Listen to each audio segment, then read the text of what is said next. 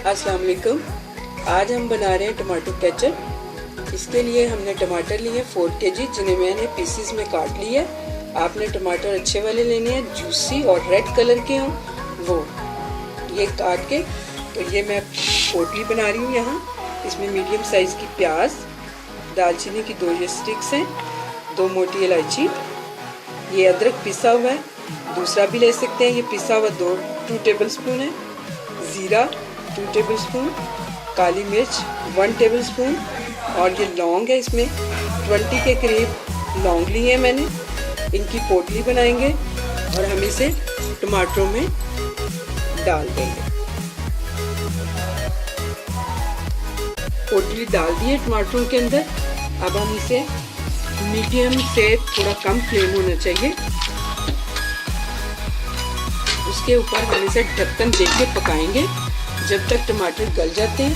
अगला स्टेप हम बाद में करेंगे। ये देखिए हमारे टमाटर अच्छे से गल गए, नरम हो चुके हैं। ये पोटली मैं बाहर निकाल लूँगी और अब इन्हें हम ठंडा करेंगे।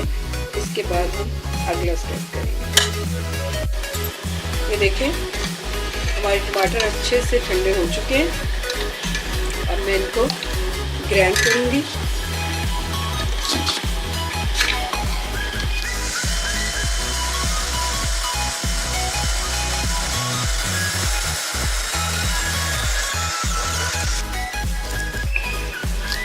इसी तरह मैं सारे टमाटर इसमें ग्राइंड करके तो छलनी में छान लूँगी।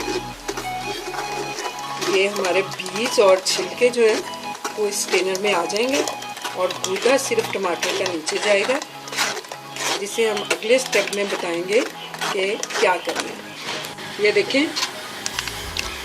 ये बीज और छिलका सारा इस स्ट्रेनर में आ चुका है और हमारे टमाटर हमने अच्छे से इनको ग्राइंड करके इनको छान लिए।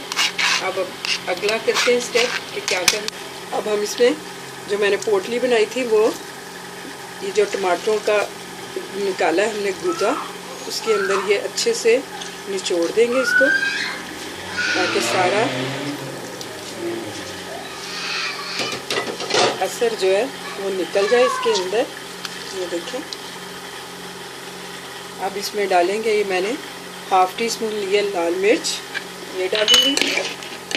1 टीस्पून ये नमक है, ये डाल दिए। ये पाउडर शुगर है 1 कप, ये भी डाल दिए।